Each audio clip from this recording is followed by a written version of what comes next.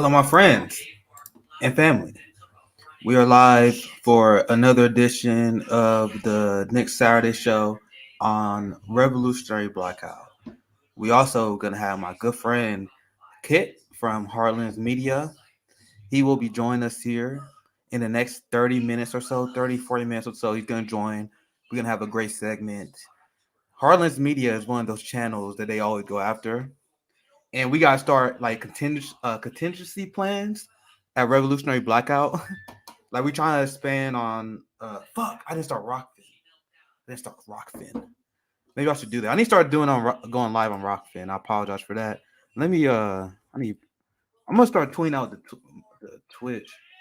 But how you guys doing? Leave a comment if you're here. How you guys doing, John? I see we already got a few friends of the show. Thank you, John. How you doing? How you doing, Andrew? From Mexico, my man. I actually got a speech I want to cover from Mexico, saying the same thing that we've been saying on the channel. Um, I am not a friend of the West. I am not a friend of the West. You guys saw the meme that I posted earlier. I'm not rooting for Putin. No one's rooting for Putin. I don't give a fuck about Putin. Putin is an anti-communist. I'm more rooting against the West. I'm more rooting against the West. If you guys see our entire breakdown on the Ukraine-Russia conflict, like we're gonna get into it very soon. I'm obviously gonna touch on that today. I'm the foreign policy guy here, but I'm glad we got a lot of great people. Kristen Gomez, welcome. Thank you for watching as well. I think we got Zach in here. I just want to make sure we get all our early shout outs here. You guys know Shura, friend of the show. Appreciate you guys watching as well. How you doing, Swery? Do you only stream on weekends? Saturday is like we're so busy as a network. I'm trying to do my solo streams. I miss being solo. Like, do you guys understand? Like on my old Twitch, my old YouTube channel, I used to just go solo most of the time, and I just like educating people. And interviews are great, but I'm not really. I'll be honest with you guys. I'm not really a big fan of like interviewing people I don't know. Like I got Kit Cabello. He's coming on, but we're friends. He's from Heartland Media. It's gonna be a good time. But whenever I have politicians next to me or whatever, or people I don't really know, I don't really. Those are not my favorite content to do. Sometimes the conversation be fun, but I like to. I rather educate people because time, man, like we are in a crazy ass time. It's like you want to know what's crazy to me? Like we have. Oh, let me take this off. Thank you for the shout out, Battleborn. Yeah, me and CJ, man. Like I work with a lot of people, but me and CJ, he probably got the best on air chemistry out of anyone I work with easily. Me, CJ and JB. CJ and JB, my two boys, right? Man, you guys are making us sweat. You guys are really making us sweat. Azura said, "Do you guys think you will get 15K on your anniversary?" We are at where we at right now. We are at 14.6. So it's going to be a nail biter. Don't let us down, man. Like if you already subscribed, a great way to help us out is just tell a friend. Like they don't have to be leftists. I'm telling you guys, they don't have to be leftists. We will convince them. Like if you have a shit-lived friend, if you have a conservative friend, send them Revolutionary Blackout. Especially if you're now. I'm adding this part. We are a black network, so if you know black friends, you should be directing them here. Because I know for a goddamn fact that our politics makes a lot of people uncomfortable. Our politics make a ton of people uncomfortable, especially the people who got a platform because they don't want to say the shit we do that will alienate like the white bourgeoisie, and that's like the biggest part of YouTube. Yeah, we're gonna join Rumble here soon, but I guess we can start diving into stories. I appreciate everyone for the early shout outs. So as I said earlier before, like now is the best time to try to shift people to the left. It's a crazy ass time, and it's crazy to me when like we got World War III coming. We have our water supply being poisoned by the military. The police poison our water supply. I'm gonna cover that story here soon. Um, we literally have all these insane problems: homelessness crisis, climate crisis is getting worse. But people are still like tweeting. People are still like talking about celebrities and sports and shit. I'm like, do you guys understand what era we in right now? We are in an era of a massive global shift. I didn't think it would happen this fast. Most people didn't think it would happen to 2030. Putin sped it up. Biden administration's incompetence. Europe's Putin derangement syndrome is speeding this up as well. We have all this stuff going on, all this crazy stuff going on. So now is the best time to educate. Now, the liberal class invented a very interesting word, right? Well, not invented. Sorry, let me use a different phrase. They didn't invent whataboutism, but they are applying it. And I shouldn't just say liberals. I guess it's both parties because this is bipartisan, and you see this sweeping across Europe. Social Democrats are being swept up in a new Cold War. So they morphed whataboutism, which is something that is used to deflect blame from yourself. So Nick, oh my God, Nick, you said this bad thing. I'm like, oh well, Rome said this bad thing. Why are you talking about me? That's the negative application of whataboutism. Is when I'm trying to deflect criticism for myself, for my organization, something like that, right? But the way that we imply whataboutism, the way we continue to talk about the hypocrisy of the West, this is how can anyone just swat that aside as whataboutism? It's not whataboutism. It's challenging your morals. It's challenging your ethics. So, as someone who's strongly anti-imperialist, as someone who covers foreign policy and war crimes probably more than anyone in independent media, like this is an amazing opportunity for the anti-imperialist left. Amazing opportunity. This is an amazing opportunity for us because now everyone, especially among the shit lib class, then I need to twist out. Um, they are saying Putin is the worst person of all time, which once again, Putin is not great. They will say Putin is the worst person of all time because he's committing war crimes. And do you guys know how confusing this is to me as someone who's nonpartisan, someone who I voted Green, aka third party, last time because I was telling people Joe Biden's war crimes is a deal breaker. It's a deal breaker. And there's some people like, oh no, he's a lesser of two evils. How? How when you look at all his foreign policy, all the people that he has killed? But now we got this big event, right? And the media tells people how to think. Some people people think they're independent thinkers, but they're really not. Most people are not. Most people only care about certain situations when the media tells them to do so, right? So the best example of this, and this is why I've been trying to drive people to our side, to have this litmus test on war crimes and imperialism the same way I have. I don't care who's on that fucking ballot. I don't care. And I live in Missouri. It could be Josh Hawley running for fucking president. If you're a war criminal, I'm not voting for you. And do you guys know how many people, and Voss is one of them, do you guys know how many quote unquote progressives who got upset with me for having that basic litmus test? Well, I'm like, if you are a war criminal and you are committed multiple crimes against humanity, like that's an understatement for our Western leaders, right?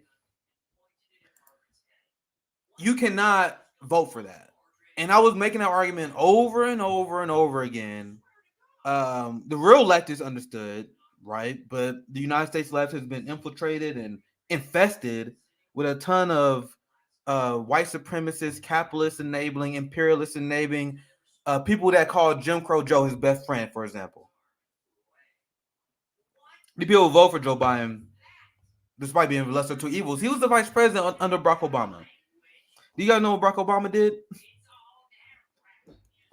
Oh, let me tweet this out. Barack Obama dropped a bomb. He dropped one bomb every 20 minutes.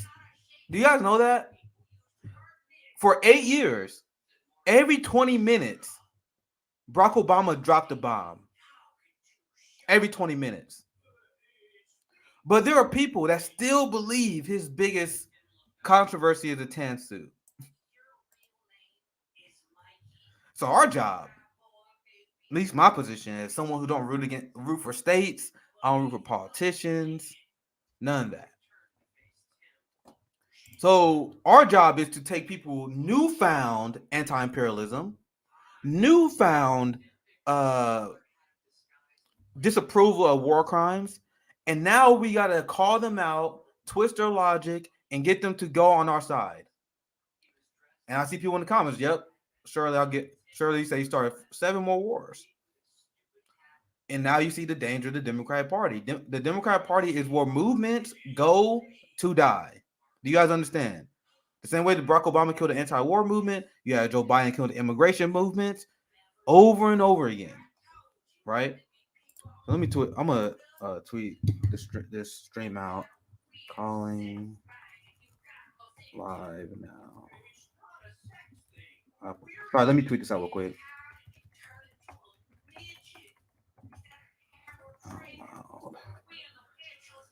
All right. So we also going to be covering. I know that was kind of my intro monologue. I know you guys saw what's going on with Applebee's as well. Maybe I'll wait till Kid get here and we can talk about that. All right. But this is the meme that you guys saw it, and I'm trying to spread it, post it on Twitter. Let me see if I can. Here it is. This is damn. I didn't check. I did not check this for a while. Check this out. And I'll get to the comments. I see the comments, guys. Give me a second. I'm gonna get to those here very soon. But this is my position. Look at, and I know Angela Merkel isn't like the head of Germany anymore. But I don't know who's like the head of Germany. I'm sure it's the same neoliberalism. I'm sure. Right?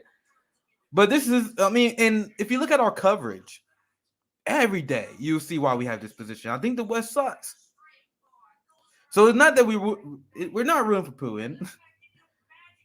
I'm rooting against everyone in that picture. I'm rooting against everyone in that picture because if you think that Putin is somehow worse than or had done more damage to humanity than Joe Biden, Barack Obama, you are crazy. You are crazy. I have a few things I want to share with you guys. Because now I'm worried about this false flag. It seems like that they're about to start. They're about to start this false flag. But because I think they need a way to escalate this more. You had U.S. military officials talking about, oh, maybe we can have like a light, just a little bit of a nuclear war. Because now they're about to use the fact that they're like, oh, we're going to plant this false flag on chemical attack because it makes no sense. It makes no sense to think Putin is going to use a chemical attack when he can completely level Ukraine with conventional weapons. But you already see this talking point coming from the Western establishment. So I see a false flag. I see a false flag coming. And what's very interesting to me is that the West and the U.S., we use chemical weapons, which is apparent, right? We use that as justification to start World War III, to escalate wars. The false flag in Syria is another example. So we draw a hard line. We draw a hard line at chemical attacks. Unless our state use chemical attacks against us. So now we are about to get into why you are not going to deflect my energy and have me waste my time criticizing Putin when you have the United States that use chemical weapons on its own people. On its own people. I was at the Kansas City protest, the George Floyd protest, and I've retweeted this. I'll share this story at the time. I told the story many times. We was protesting. We was at this big water fountain in the middle of the park in Kansas City, right? And there was a bunch of kids that was sitting on the bench. There were a lot of kids in the park area. So we had a lot of protesters, but they were mostly on the street. The protesters was on the street yelling at the cops. There were cops on the west side of the street. There were cops on the north side of the street. And all the activists was mostly over there, right? And we was letting the police have it, like verbally. We're Kansas City. We're a city of shit talkers. So even though we had all our activists over here, which would not have made it better, by the way, but They didn't even aim for the activists. They tossed tear gas where I was at the time. I got tear gassed. I had tweeted about it. It went kind of viral when I got tear gas at the time. But not only did I get tear gas, there was people that wasn't even part of the protest, including kids. There was multiple kids who got hit with tear gas. And I remember the mothers and the parents was furious. Absolutely furious. Do you see a media report on this? I reported on this on my Twitter as a citizen journalist, on my personal YouTube channel that had very little views at the time. As a citizen journalist, I was trying to get the message out that cops was literally tear gassing kids at the Kansas City protest. And then a lot of the parents who had nothing to do with the protest, they joined. They literally was like, man, what the fuck? You tear gas my son. It was furious, but no one covered it. These are the things people do not know.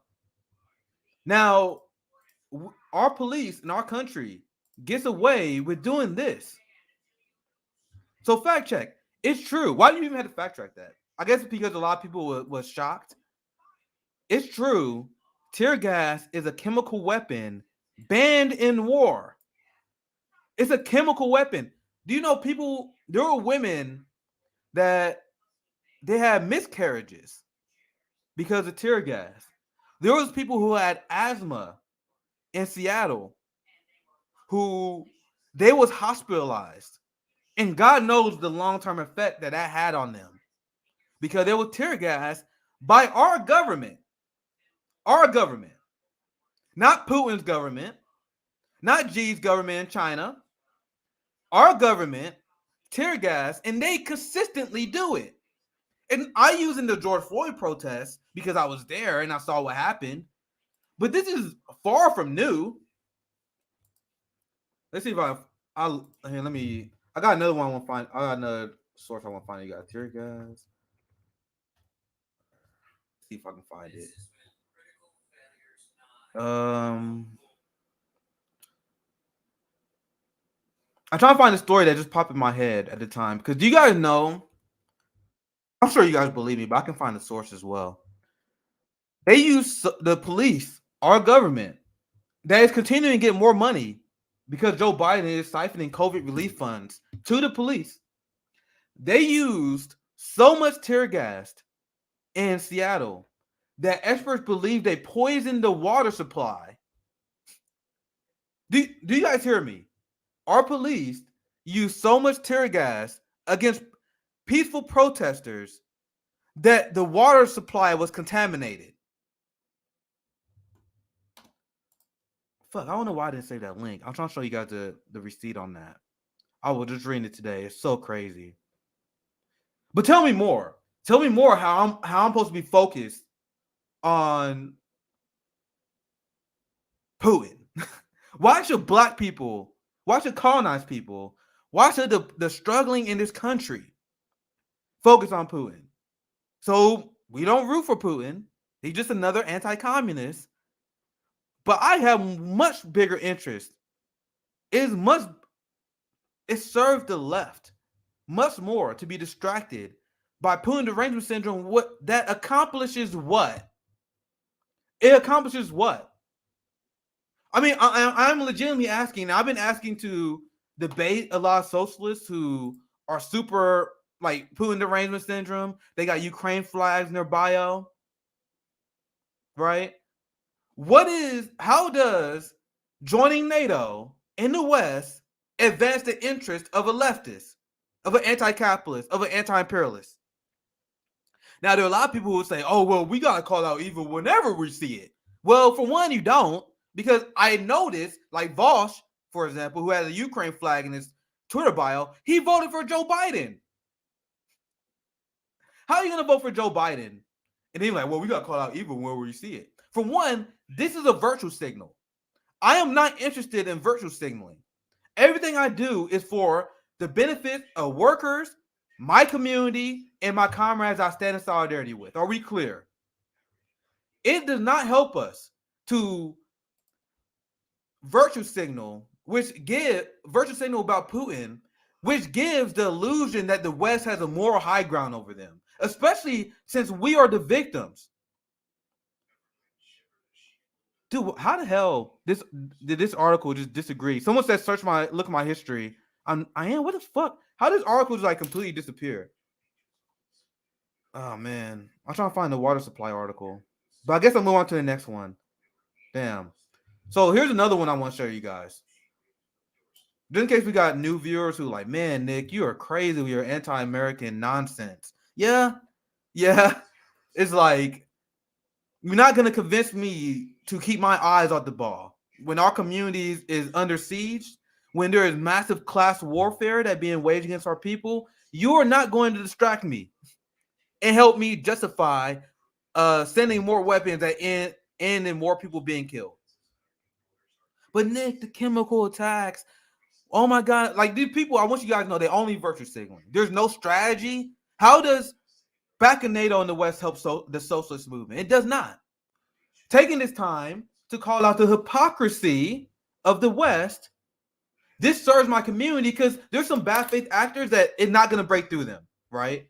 But if you're someone that just now caring about war crimes, caring about chemical weapons because the media is telling you to, I'm going to take this opportunity to drag those people. Like, okay, if you're concerned about Putin, why will you vote for the Democratic Party when you had Joe Biden that's starving millions of people in Afghanistan? And also, while people are complaining about chemical attacks, the United States, we're the Michael Jordan of chemical attacks. I just showed you how we use tear gas against our own people, right? Look at this. Well, hopefully I can find the other source I have for you guys. But you guys want to see this? This is an older story, but still very relevant. Over and over again, the military has conducted dangerous biowarfare experiments on Americans. So I want you guys to understand. When they say Americans, what they really mean is black people, Latinos, brown people, and poor people.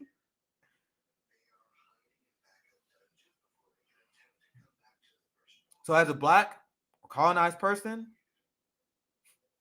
how could you possibly waste any of your time defending this establishment? So since everyone talking about chemical attacks, I'm gonna take this opportunity to be like, yo, Putin, the West engineered bioweapons. We are the one using it against our own civilians.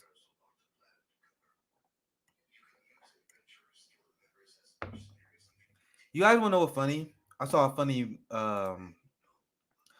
funny for Putin, and we're gonna have our guests join us here very soon. But cause you know Japan, Germany, Poland, there's a lot of these bootlickers that are now joining the West. They are joining the United States and fighting against Russia. And you want to know what Putin said? Putin's a troll. And I gotta find the video because I didn't have it saved. It just come up when I rant, right? Putin was like, and it's kind of it's not fucked up, but it's true. It's fucked up because it's true, right? He was like, Japan, how the hell are you gonna take the side of the country that dropped 2 nuclear bombs on you? And I'm like, once again, Putin doesn't have a moral high ground over people. But how can you, as a nation, be like, yo, we got to side with the West? Personally, like, you got to know how radical I am. If I was Japanese, if I was Japan, I would never, ever, ever, ever, ever, ever forgive the United States for what it did. I hear what the United States dropped the nuclear bomb on Japan. I'm an ocean away from Japan. I'm an ocean away. But that still infuriates me. It drives me crazy. But you're Japan, but you are gonna side with the United States that dropped a nuke on your country. That's what Putin was saying. Putin was like, bro, what's up with all these countries that's forgetting the crimes of the West? Japan siding against us when the United States dropped the nuclear bomb. There are people that going through birth defects to this day. I see we got a super chat from Sabby. I'm gonna get into some comments. Kid, let me know when you're ready to put a thumbs up. We'll introduce you here very soon. Thank you for the $5, Sabby. What happened to the people the police put in those white vans? Good point, Sabby. Good point. Like that, if that happens, I'm gonna get you here. I'm gonna get you here, kid. I'm gonna get you here soon, kid. But imagine that happened in Russia, in China. You have people that are protesting against the state that is continuing to expand, and then you see like protesters getting yanked into white vans. No, this whole thing called Miranda rights. What is that? The police are like, I don't give a fuck. Who polices the police? I gotta collect my thoughts. I gotta collect my thoughts. I just saw a video on Twitter of this guy who the police entered his home illegally because they found the wrong house. They was at the wrong house. And the guy was like, you guys have no, they violated his Fourth Amendment right. And he was like, you guys gotta leave. He proved that they had the wrong house. And in the video, for 10 minutes, the police refused to leave his home, despite the fact that they had the wrong address. That is a direct violation of his Fourth Amendment rights. That video went viral. I don't know what happened to those officers, but who holds them accountable? The management of the officer was right there. Anyway, my point is, these people are above the law. These people are above the law. Oh, we got another super chat. My man Jimmy or Steph.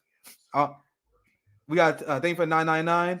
Everything in popular culture, especially whatever corporate news media is talking about at any moment, is to keep us distracted and keep our eyes off the oligarchy and the system that oppresses us. Exactly, Jimmy. Thank you for the 999, Jimmy. And that's what we want to refocus people. I want to get people off the culture war. I want to get people stop being distracted from stupid bullshit. Because we're gonna report. I'm gonna report on the story. I'm interested in hearing Kit's response to this as well. Of the Applebee's CEO who said the quiet part out loud. There is an active and aggressive class war that is being waged against us, and people are just pretending it's not going on. People are still going with the red-blue game, despite this propaganda, this class war that's being waged. I can't emphasize this enough. Biden took money that was meant to go to COVID-19 relief funds and gave it to the police more. The LAPD took 50% of the COVID relief fund and gave it to the police officers. Why do you guys think they're doing that? They're doing that because they know wages are continuing to drop. Now Biden's saying there's a food shortage. So now there's going to be a food shortage, not for him, not for the elite, but for the ordinary working class people. So as people's life conditions continue to get worse, what do you think the number one goal of the establishment would be at this point? Is to increase the security state to prevent the social unrest that is coming. So why are we not getting health care? Why are we not getting proper COVID relief? All that money is going to the military. Oh, damn, I need to start saving all my fucking stories, man. There's another story I was going to report on. Joe Biden, I don't remember the number on top of my head. That's why I need to say the number. But he's going to propose a military budget next year that's even higher. And they're going to continue to do this. So thank you, Jimmy. That's what we're going to continue to do on the channel. I know Jimmy points out these class war issues. We have to. So we have a great guest today. Give me a thumbs up if you're ready to go, kid. So I told you guys I don't really like doing interviews, but I love talking to friends. Like, Kid is a friend. Like, I love talking to Kid. He has a lot of great takes, and he's friend of the show here. Thanks for joining us on Revolutionary Blackout. Kid from Harlan's Media. How you doing, buddy? Salutations. It's always great to be on Revolutionary Blackout Network. You guys are doing some groundbreaking work, not only hosting the third-party summit, but we were glad to participate in the 3-day General Strike Summit meeting with you guys and so many other wonderful reporters and content creators. Keep speaking truth to power. It's a dream come true. And live over here at the 99 Perspective Studios, we are glad to work in collaboration with anything you guys are working on. So just keep on speaking truth to power. And it's good to have a voice, however long we can have it on YouTube before big tech decides to put its jackboot on our necks. And one other thing, too, I want to mention. I caught a little bit of your show. I don't know that my internet. I'll give him a second here.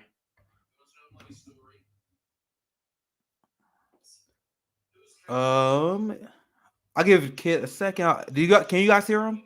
There he is. He's back. Okay, wait. Were you guys able to hear me at all? Yeah, I don't know. I don't know if that was on me. We see what the comments say. I don't know if that was my end or you, but I can't hear you. Oh no. Oh geez. Okay. Well, I'm Yeah, so sorry. do you guys hear Kid? I'm gonna see if someone can respond. I don't. Do you I'm mind so sorry. repeating that? No, it's all No, good. No worries. I don't mind at all. I don't mind at all. Sorry about that, folks. I hope it was my internet, and I hope I don't have to restart my computer because that would be very, very sad. Anyways, as I was saying, it's really great to be on your show. Shout out to Revolutionary Blackout Network. You guys have been speaking truth to power. You've always been leading the way. You've done fantastic work with the third party summit meeting, but also with the 3-day general strike summit meeting as well. Here's hoping for truce to power. So wait, did I freeze again? No, you good. I think Okay. you're good. I think you're good. I think you're good. Fingers crossed. So Fingers yeah, crossed. absolutely, man. I love and I appreciate the kind words. I watch Harlan's media all the time. Like, Thank you. Thank you. no, real talk, because I talk about this all the time. My shift to the left. There are a lot of old independent media channels that I do not touch anymore. Like, I don't touch them with a Wait 10 a minute. Wait a minute. You gotta trust Jank and Sammy Boy Cedar. Listen, I know that Savvy's in the chat, but Sam Cedar's still tweeting at her. He's trying to mansplain. He's still trying to Oh make. my Now he's God. probably not doing it, but Savvy has to deal with the fact that Sammy Boy Cedar's just been tweeting at her, and it's like, what the fuck, Sammy Boy? You gotta get over your ass. Yeah, Savvy's been killing the game, man. Savvy's been killing the game. And I think Cedar has to say something now. The reason why Sam Cedar went after Savvy is because we've been getting his ass so much. Because Sam Cedar, I never liked Sam Cedar, to be honest. Like, there's a lot of old people I used to watch. He was not one of them. He was never one. I never understood the whole Sam Cedar thing. I'm still ignoring him. Big shout out to Savvy. She's been doing great work. No, Savvy, you don't understand. He has paragraphs after paragraphs. It's still tweet at you all day long. But before we get started, you mentioned Japan and the bombing of Hiroshima and Nagasaki. I don't mean to segue off topic, but absolutely. I would love to hear your take on what we were talking about earlier. Go ahead. Well, when I was in Japan, I left Christmas Day of 2019. I didn't come back till February 2nd. Of 2020. So I was on vacation the first month of 2020, just before the whole world went under. And I had a chance to visit the city of Hiroshima, and I went to the Peace Museum. I said this before on every show that I've been on when I was interviewed. If you walk into that museum, I challenge you on how that won't impact you. You're going to walk out different. I'm an empath, man. I was covering Yemen. We was covering Yemen. Me and CJ, man. I was having a hard time, man. I really do. Yeah. Like, I whenever I read this stuff, this is why I got into this game. This is why I'm a leftist. I think many of us can say this. And Hiroshima, Nagasaki. Am I saying that correctly? The two nuclear bombs. Yeah, those are the two cities that got hit with the atom bomb. Yeah.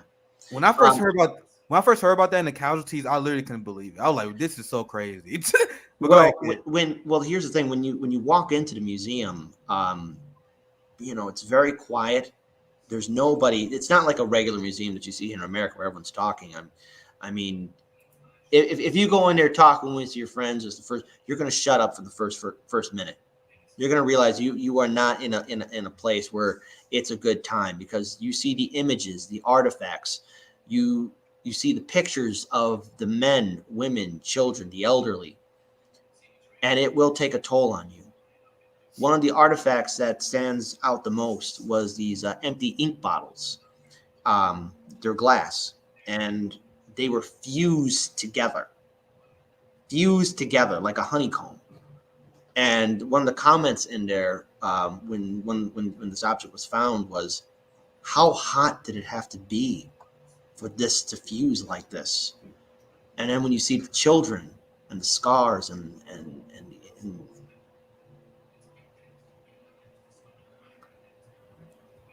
it still resonates with me.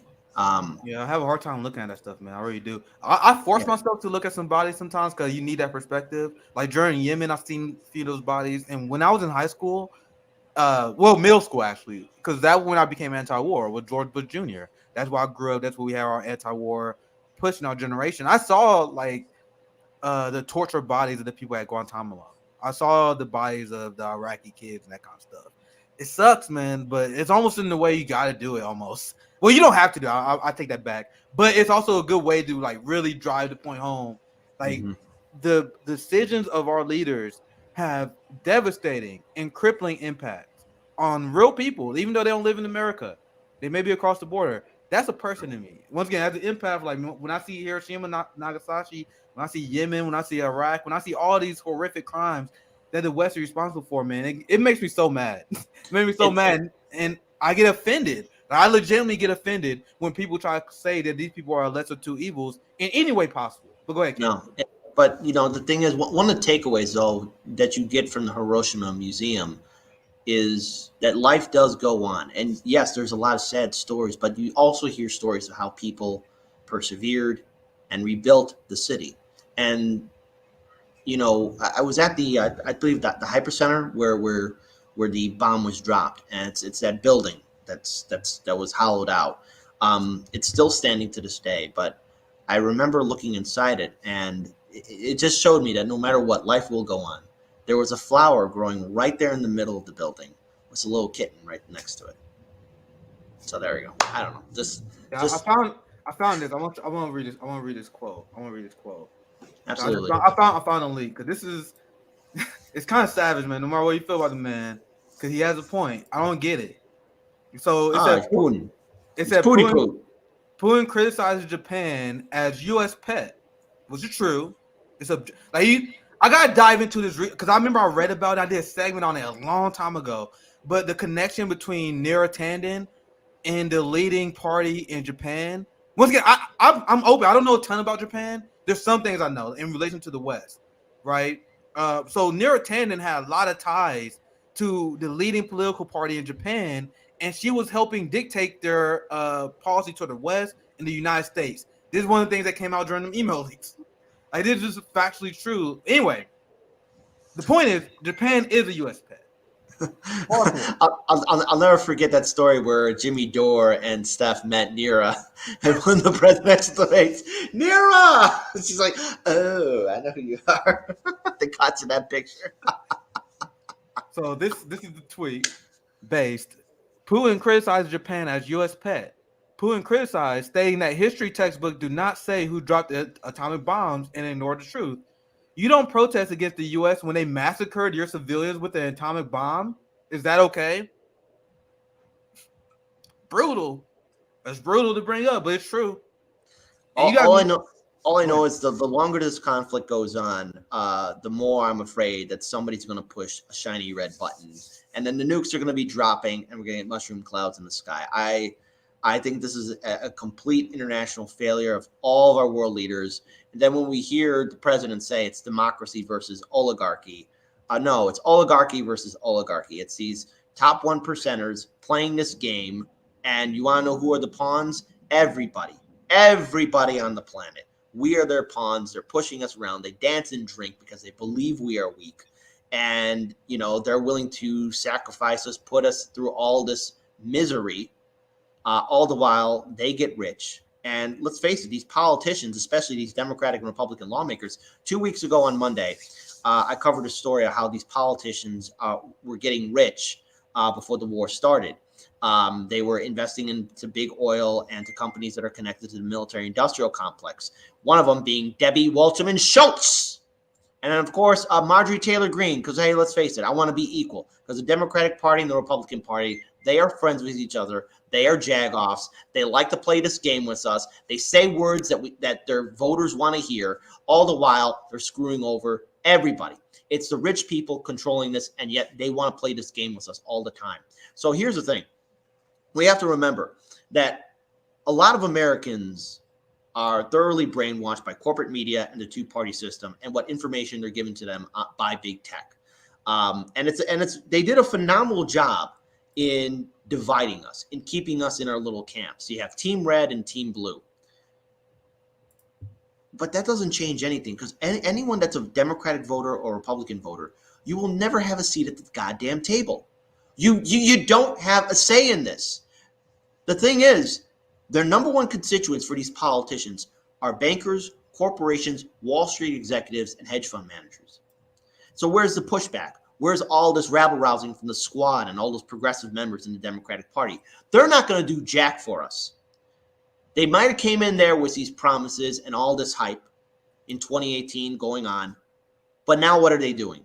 They're following Nancy. They're following Chucky Boy Schumer. They're not pushing back against the Biden-Harris administration. You got Bernie Sanders tweeting out all these great tweets. And look, these are words I agree with, but if you're not going to do anything, then shit or get off the pot. You know, he recently tweeted out something that just caught my attention. Let me go ahead and pull up this freaking tweet here real quick. I think I know what you're talking about. that fucker had the audacity to tweet this shit out, and I just was like, no, fuck you. So hold on. Yeah, so he said, Bernie Sanders says this. Anybody who thinks we don't have an oligarchy right here in this country is sorely mistaken.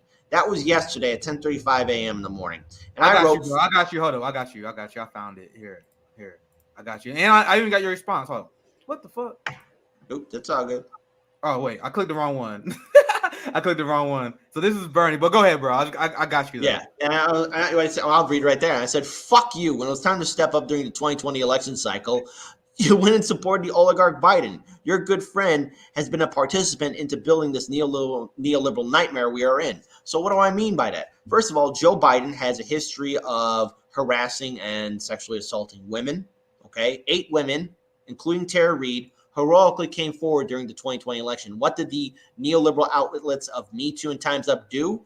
Oh, they decided to smear those women and really go after Tara Reid, which was unfair. Yes. Not to mention, Biden has a history of supporting segregationists. He did a eulogy for Strom Thurmond. He worked with the Republicans to be against desegregation and be against busing. He's quoted for saying, I don't want my blonde hair, blue-eyed children to go with black children. I don't want them to be mixed in a different school. He said that. But yet there's the same Joe Biden during the 2020 elections who told Charlemagne the God, and I'm surprised Charlemagne didn't even push back, but like whatever. If you don't vote for me, then you ain't black. Really, Biden?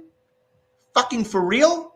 Because this is also the same Joe Biden who also verbally berated Anita Hill. This is the same Joe Biden who voted with the credit card corporations in 2005 to make student debt what it is. This is the same Joe Biden who also, again, helped write the crime bill that helped incarcerate African Americans, Latinos at the highest rate it's ever been, and it's still ongoing. So he's a contributor to the prison industrial complex. Biden again was voting in favor for the 2000 war in Iraq, or 2003. He voted in favor for the 2003 invasion of Iraq. Biden has always been on the wrong side of history, and yet remember, Bernie, you called him your friend. Your good friend. That's what you said. Your good friend, Joe Biden. And now because of his incompetence, and by the way, this inflation that we're going through, it was already happening. It's happening because of decades already that we had to go through. This inflation that we are seeing, it's been a building up process. It just didn't happen overnight. And now what's Biden telling us to do? We have to buckle up, pull our bootlaces up, and just get ready to work. I'm tired of that Puritan logic of working. That is Puritan propaganda, and what's everyone's biggest regret on their deathbed. Oh, I wish I didn't work so much. Is Biden going to bail us out? No. He's going to tell us we got to work. Is Biden going to give us Medicare for all? No, he's not going to do it. Is he going to do anything to help out working class citizens as they're being evicted from their homes and apartments, as we're struggling with debt? And now what? We got to prepare ourselves for empty food shelves? Gee, Biden, didn't you call out Trump saying, hey, wait a minute. It's that we don't have a food problem. We got a leadership problem. Yeah, damn straight we do got a leadership, Biden, and it's on you. Fuck these fuckers, man. Yeah, there's so many things like Golf King. This is why you guys subscribe to Harlan's Media. But imagine, especially, and I know a lot of people can relate, but now I'm gonna get personal here, right? As a black man, a working class black man, seeing people like Bernie Sanders praise Jim Crow Joe and then continue to go back for him as he continue extreme anti-black policies. When you see AOC says he's doing better than expected, despite continue to fund ICE more. But go ahead, kid. I would love you. Go ahead. No. But if you gave him an A, but she said I give him an A. That's what AOC said. Yeah. And the thing is, let's face it. When Biden was vice president under Obama's administration, this country saw something unheard of in a very long, saw something in regards to what happened to black people in this country. More black wealth was lost under Obama's presidency. Yes. And it's still ongoing. And Biden was a contributor to that. You would think that when they got elected in 2008, they'd hold the banks and everyone else that led to the 2008 economic collapse, accountable. But they didn't. They just kept pushing forward. We don't look forward. We don't look backwards. We just go forward. That's Obama right there. It's not like, do you guys understand how much Biden had to do with that? A lot of people don't know this. I reported this a long time ago on my original channel. Do you guys know after the 2008 financial crisis, Barack Obama made Joe Biden in charge of negotiations? Their reasoning was, Joe Biden has a decade experience in the Senate. He's friends with Mitch McConnell, which is true. They all friends, by the way. They're pals. They're pals. They're all pals, man. They get along. Absolutely. So they was like, are we going to have Joe Biden negotiate with the Republicans? And that was at the time, and I played the press conference. I wish I can find it, but it was so long ago. There was a press conference with Joe Biden. No one covered this. And I remember when it resurfaced, everyone was like, Bernie, why the fuck you guys didn't use this? Because there was a press conference where he was with Mitch McConnell, and he said, we agree with the Republican Party on the principle of tax cuts for the rich. On some of what they said in a nutshell, he said, we agree on a lot of these financial goals. We agree that we need bailout Wall Street. We agree we need to cut taxes on the rich. So he was sent to negotiate with Mitch McConnell to make sure the corporations win. A lot of people don't know that. And when that press conference resurfaced, we covered it. That was like 2 years ago. And I'm like, why the hell why did no one use this? I know why. I know why Bernie didn't use it. Because he had his heir apparent, Ro Khanna, advising him, as well as a few other people advising him, no, we got to run a clean campaign. We can't be mean. We have to be unified because we have to stop Trump. Trump, the orange boogeyman. Here's the thing. Trump should never have been president in the first place, but he is not the problem. Trump is not the architect to the neoliberal nightmare we're in. We could thank Biden. We could thank Reagan, the Clintons, the Bushes, the Kennedys, the McConnells. We have these dynastic families. That have been building this neoliberal system. And Trump, he's a parasite. So he was able to survive off this sick environment, and he was able to capitalize on it. But everyone had Trump derangement syndrome because everyone got triggered with the aftermath of the election of 2016. Daniel Lupker and myself were at the Wells Fargo Center in Philadelphia. We snuck inside the DNC convention, and we didn't go through the back door. We didn't go through the roof or through the basement. We went through that fucking front door, no press pass, nothing. That's a story for another day. But the point is, when we snuck in, and we did, we went through the front fucking door because we're gentlemen and we have class. When we went through, honestly, I almost could have thought I was at a Trump rally. You had Clinton supporters and Clinton volunteers verbally assaulting and physically assaulting Bernie Sanders supporters and Green Party people. I mean, that was as violent as it could get. And as soon as I walked out of the Wells Fargo Center, it hit me like a ton of bricks. Holy shit, there's a 50-50 chance Donald Trump can win this fucking election, and no one sees the danger in picking that neoliberal hack fraud Hillary Clinton. And what did Bernie Sanders do in 2016? He cucked out. He abandoned his people just like he did in 2020. And he surrounded himself with a bunch of people that wanted to advise him to be polite, call him your friend, don't be aggressive. I think we all noticed just how much of a difference the 2020 campaign was from the 2016 campaign. Because everyone thought, as soon as we get rid of the orange boogeyman, things will go back to normal. Biden said it himself that nothing would fundamentally change. Biden and Harris are still implementing Trump's border policies. The kids are still in fucking cages. And I remember seeing all those blue checkmark fuckers who were tweeting out on election day, hang on, kids, we're coming to get you. Did you get in your fancy little Hollywood fucking trucks and go down to the border and get those kids out of cages? No, they probably didn't. So all that shit of, we got to stop Trump because they're kids. Bullshit. And now we're seeing this refugee crisis in Ukraine where, wow, we're helping. And you know what? We should help out civilians, especially running away from war zones. Absolutely. But where was the sympathy for the Yemenis? Where was the sympathy for people from Libya, where there's open slave trade? Told Haiti people don't come. Remember, don't come. Kamala told all the people in Central and South America, do not come. Do not come. A hole in their finger. Do not come. You're not welcome here. Go back. Do not come. And it's like, Jesus fucking Christ, Kamala, you really are a bore. Also saying "do not come." Like, geez, did you not think the internet would not clip it and then connect it to the Trump saying "I'm gonna come"? Dude, there's a ton of reporting about how Kamala Harris is a horrific boss. The most I believe recent, it. the I most believe re- it.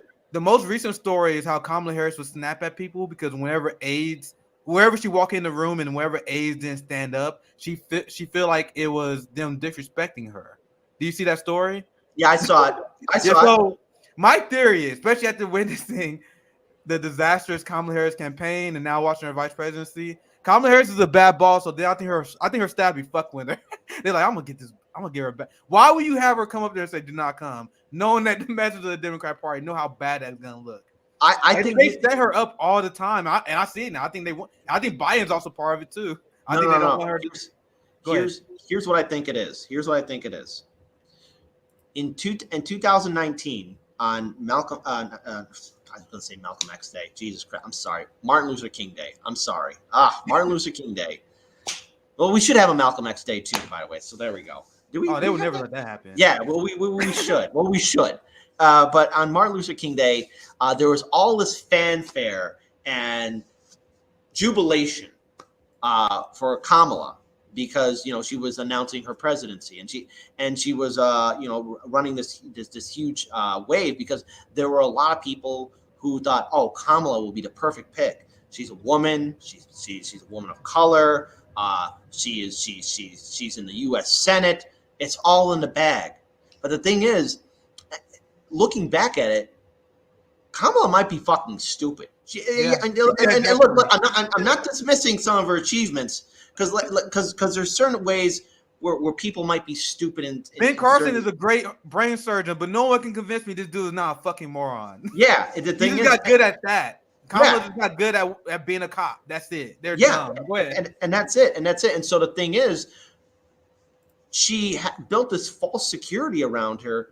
But I think a lot of her staff members were realizing, like, holy shit, this person doesn't know what they're doing. Because when they try to advise her or tell her to do certain things, she lies or she screws it up. Remember, throughout her entire campaign, she kept on changing what she identifies as. First as Indian, then as Black, then saying that she was at a Martin Luther King rally and said that, when she was trying to break free from her mom, she said she wanted freedom.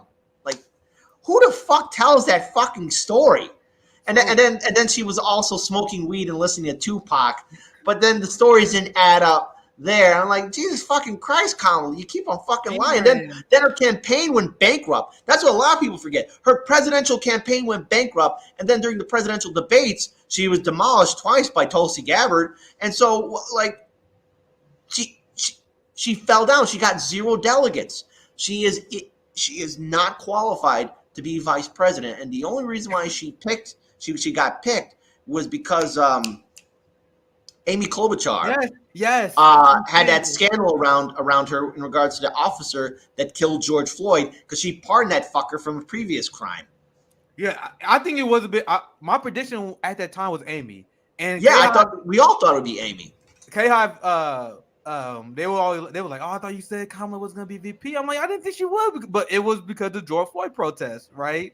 Yep. I think they was gonna go. They definitely was gonna go with Amy, because Amy Klobuchar was doing better than Biden at the New Hampshire, so she got her to drop out of nowhere. Like, she was literally doing better than Joe Biden was doing. And then they were like, she dropped out, so she definitely got a job offer. I think vice presidency. I think that's the only thing that would make her step down. But she was part of the police state, and she continues to be. She continues to be, like, as you mentioned, she refused to prosecute Derek Chauvin, and that shit is coming back and biting her ass.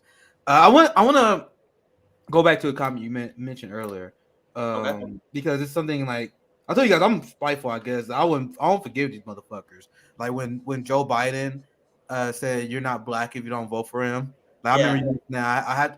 I want you guys to understand the impact that has. The impact that, as someone as powerful and as influential as Joe Biden saying you're not black if you vote for the Democrat Party. A white guy that sided with segregationists too, by the way. So now the liberal class and most people will acknowledge that Donald Trump and his rhetoric is dangerous because also he's a person of power and person of influence, and everything he says or tweet could influence his base, his following. That was the argument against Trump. He's so dangerous. Look at his mind. Look at the message that he is spreading to his supporters. Right now, my question is: do you guys think that same concept does apply to liberals and their politicians? So, what happens when you have Joe Biden telling white liberals that black people are not black when they don't vote for Jim Crow Joe? As a black man, I'm about to tell you because I was very public about not voting for Joe Biden. So these people, because Joe Biden said it, they really believed it. They really believed the same way that Trump said some shit that made his supporters more batshit, right? And I'm gonna show you guys an example. This is just one. This is my favorite example to share. But trust me, this is not rare. Like especially during the lead up to the election. I had a show where I did a segment almost every day of some racist shit a white liberal said to me. Now I'm gonna read this tweet out loud, and I want you guys to understand that Biden saying that I'm not black for voting for him leads to this line of thinking. Now this person was one of the few that was dumb enough to say it, but if you don't think the average white liberal don't believe this in their heart and soul, you are out of your goddamn mind. Holy shit! I'm sorry. I know you want to read this, but my fucking goodness. This fucking bitch sent this to you? What a fucking asshole. Holy shit. I have a lot of shit like this. Guys, if you wonder why I have this chip on my shoulder, why I am desperate to prove you guys why I'm right. Every stream I'm like, yo, you guys see why I was right? Because I got so much harassment from people because I wouldn't vote against Trump. Well, I did vote against Trump, vote third party, but I wouldn't vote for Joe Biden, right? So this is her tweet. I'm gonna read out loud for just in case people who are only listening. So, and remember, I think most liberals believe this. She was just one of the dumbasses that think this is acceptable to tweet. So she said, I'm a white woman, and yes, I'm going to call your black ass an Uncle fucking Tom if you vote for anybody but Biden Harris. Trying to rub shoulders with the same people who would have owned your ass for $1 75 years ago is not a good look. You're racist against your own people. Traitors. And now you see the picture from Danjo. Because, So if I voted for Joe Biden, wouldn't that be me? Like that doesn't make sense. Anyway, but you guys see the consequences of Joe Biden saying shit like that? It's not like a gaffe, guys. It's not a gaffe. This shit hurts racial progress. But go ahead, kid. Well, first of all, there's nothing I could say that can help alleviate the pain or I'm sorry that you got hurt by these people. I'm sorry that they sent these messages. I mean, that's all I got is words. I'm sorry that you were subjugated and dealt with that harassment. Because let's face it, online social media bullshit is that's the kind of shit that's wrong. And I'm sorry you had to go through that. But another thing too is you have a lot of white people. And I'm speaking as a white man too, who are so heavily triggered by Trump because you know what? Here's a little fucking thing about Trump. He's what they really want to think. He's what they really feel on the inside. A lot of these white liberals are secretly racist. A lot of these white liberals are, well, not allies at all. They just say it so they can feel good about themselves, so they get the social media points, get the little cameras on them, get a little praise, so they get that dopamine injection into their brain. But they're not good people. A lot of these white liberals, they'll turn a blind eye to racism. They'll turn a blind eye to income inequality. And they're going to tell people what to think and what to feel. Trump being elected into being president, all of a sudden they got PTSD. They got scared. They got shook up. They kept saying, oh, Trump is Hitler. Trump is going to cause a genocide. Trump's going to do this. Trump's going to do that. Trump wasn't shit. We've had presidents that committed genocide. We've had presidents that commit war crimes. You know, I mean, let's face it. Good old George Washington, good old Abe Lincoln, Andrew Jackson, that fucker shot people for fuck's sake. I mean, we got an anti-imperialist summit that we're planning. It's gonna start the last weekend this month, and I'm planning a segment literally just on the war crimes of the presidents of modern U.S. history. Because there haven't been one U.S. president in modern American history. This includes Jimmy Carter. I know a lot of people are misled by this. But Jimmy Carter did a lot of shady shit in South America too. I think he was just following orders, but he wasn't great either. So I'm telling you, there has not been one president that haven't committed atrocious war crimes. So when we have our anti-imperialist summit, I'm gonna have a panel literally just dedicated to that. Like just talking about every president, what they did. We see, but go ahead, kid. Well, the thing is though, again, this isn't the first time we've had a tyrant or somebody commit war crimes in America, and Trump, he's just a continuation of that legacy. But people were so triggered by him that they wanted to get him out because they felt it was Hillary Clinton's time to be appointed, even though she was a piss poor candidate. She wasn't popular at all. It's very clear that there was election fraud in the 2016 primary, and Bernie Sanders wanted to be a cuck about it. But this, for a lot of these white liberals, it was their chance, especially in 2020, to get their revenge.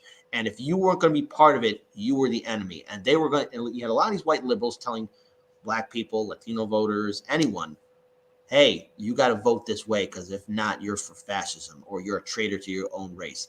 And these white liberals are sitting on their pedestals under little ivory towers thinking, my crap doesn't stink and I can tell you what to think and do because I'm a better fighter than you.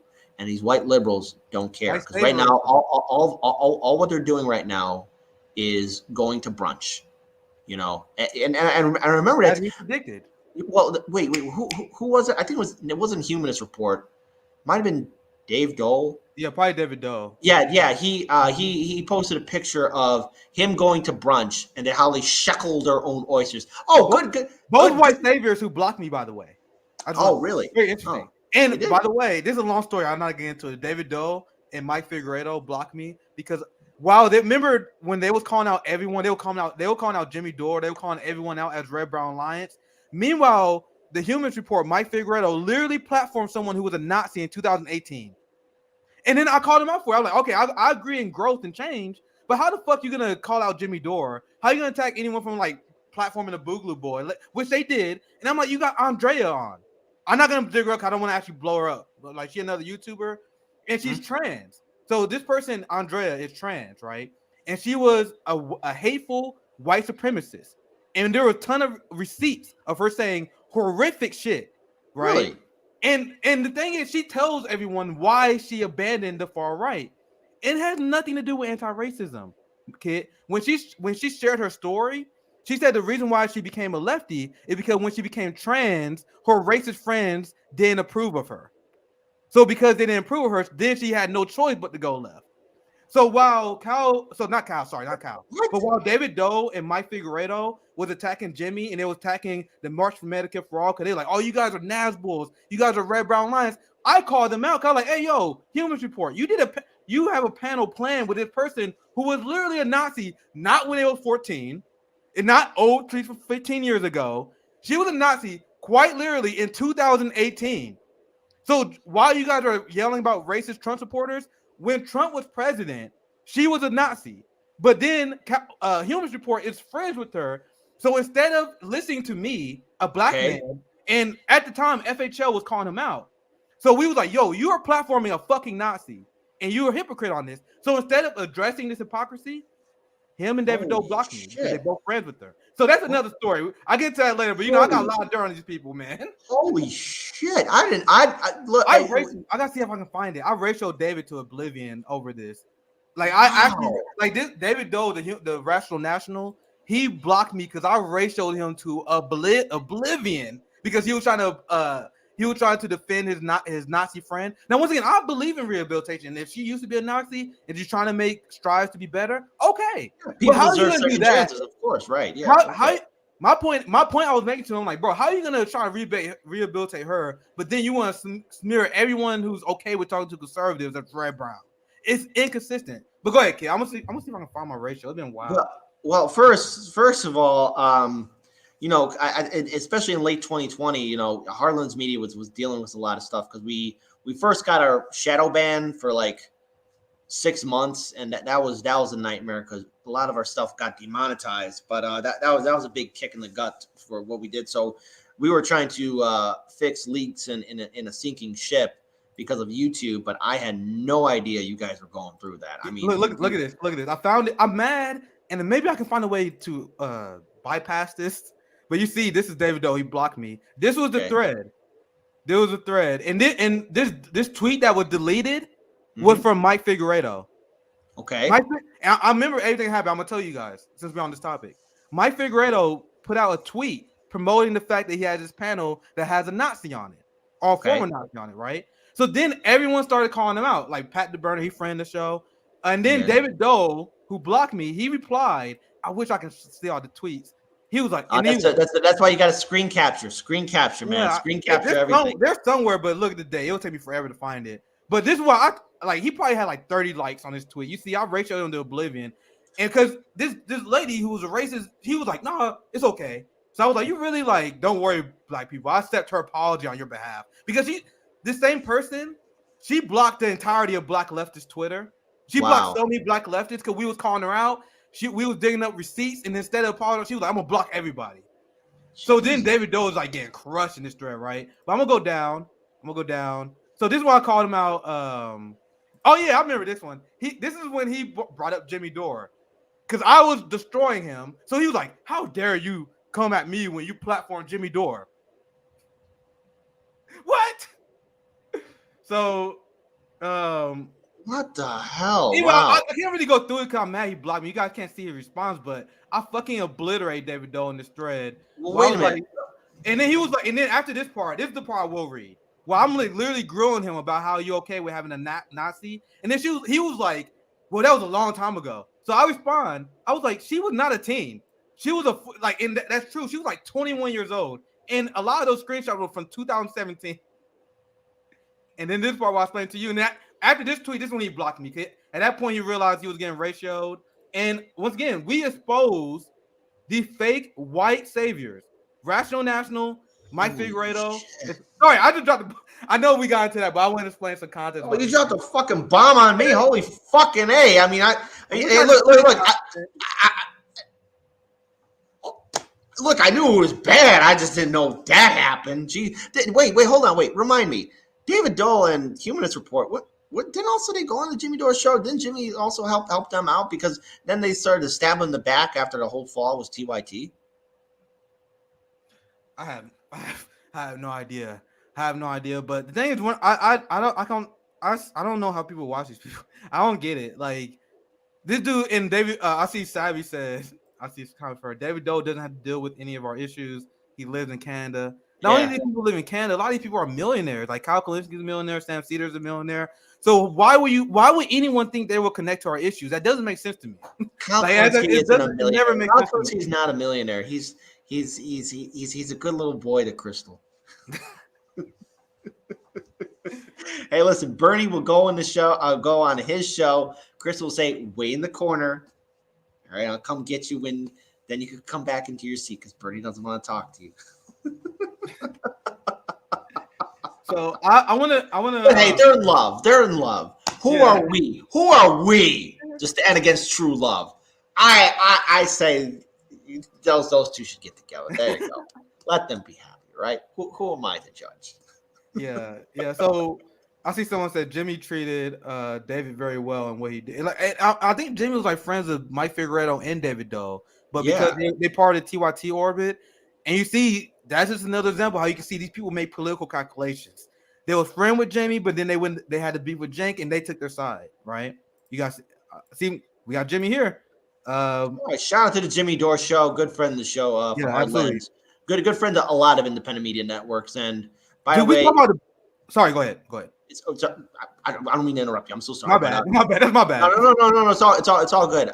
But I just want to say this, like, in 2016, when Jimmy Dore was still on TYT, he was one of the voices, at least before I got started with Hard Lens, before Daniel and I started Hard Lens. He was the one who said, like, look, there's something wrong with this election, that there's election fraud happening here. We got to call this thing out. And Trump's not the problem. And, I'm glad that there was a voice there because I felt like I was going crazy. And after Philadelphia, I kept trying to tell people, like, look, it's not going to go the way you want it to go.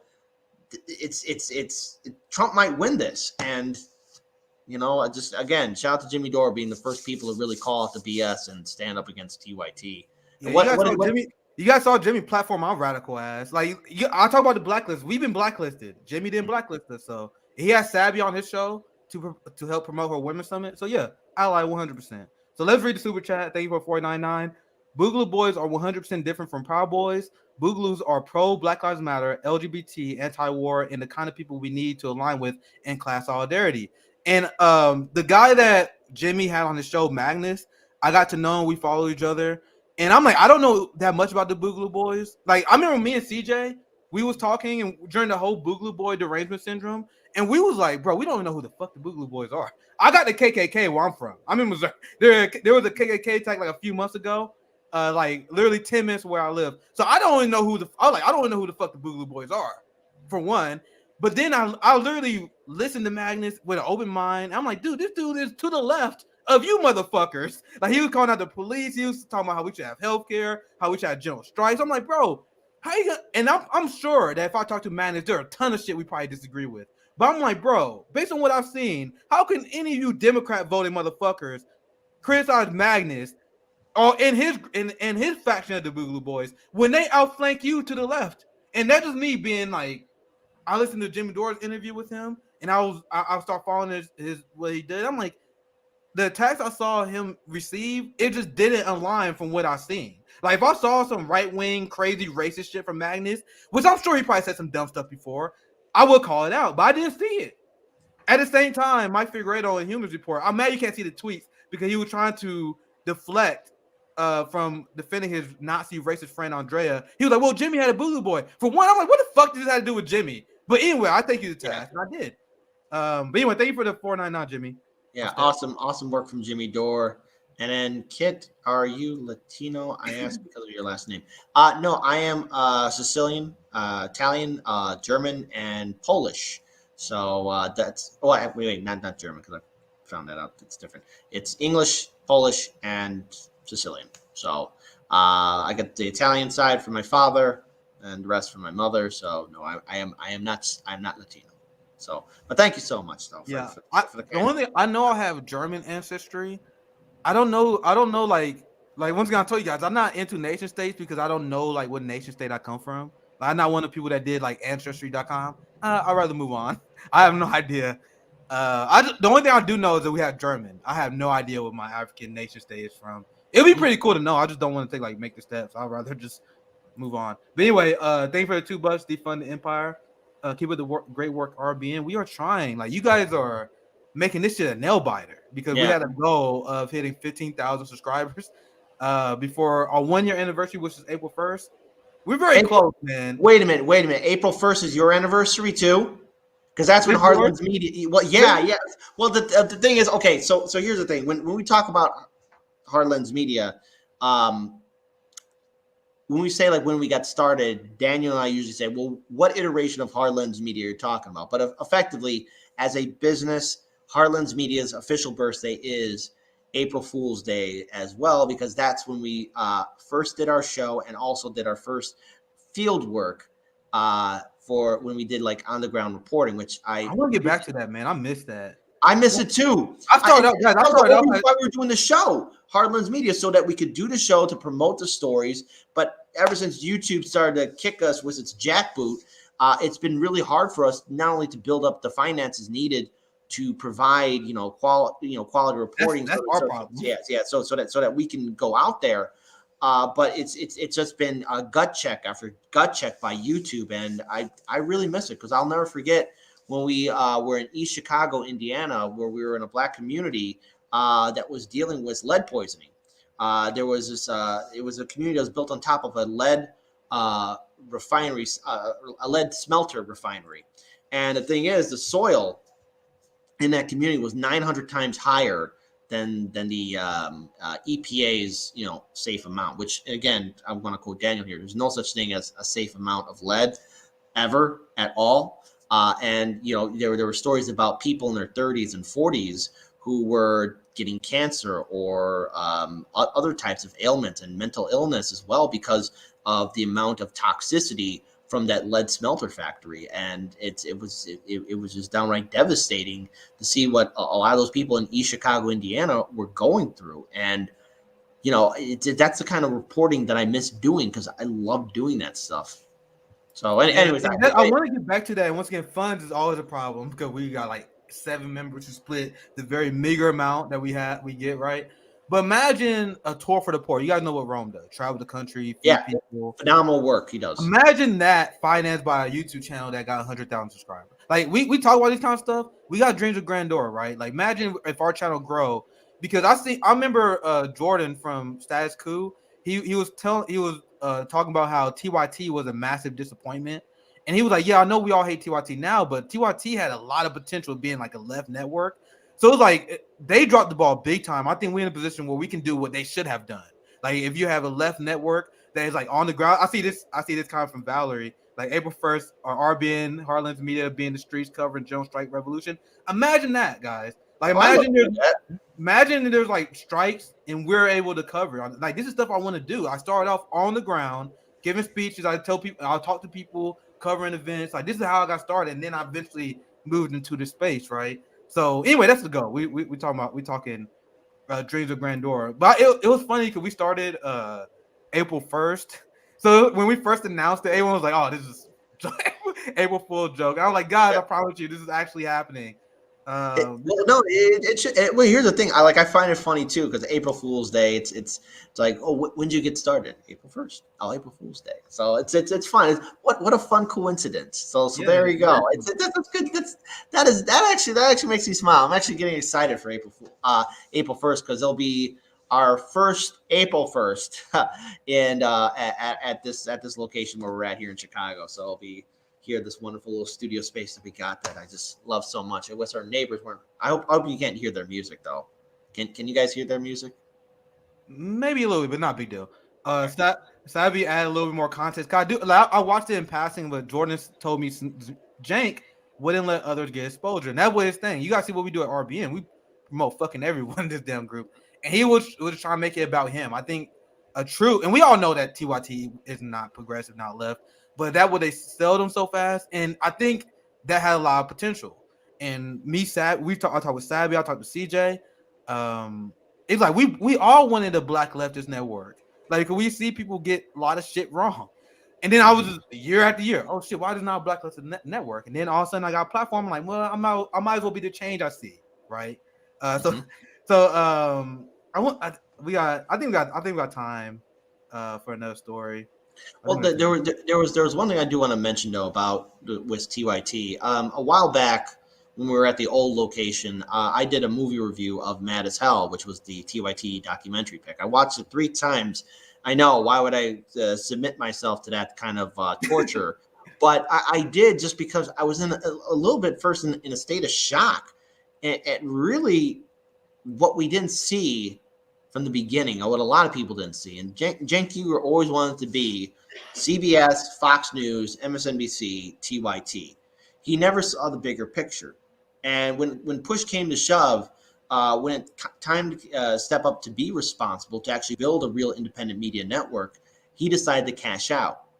Him, Anna, and the rest of the people that were willing to go on board and cash out on their values. They didn't understand really what was at stake here because they have no skin in the game. Remember, they used to do a lot of crazy stuff in the early days of TYT. They are not these holier than thou people that they pretend themselves to be. They are just as flawed, if not more so, than the hack frauds in corporate media.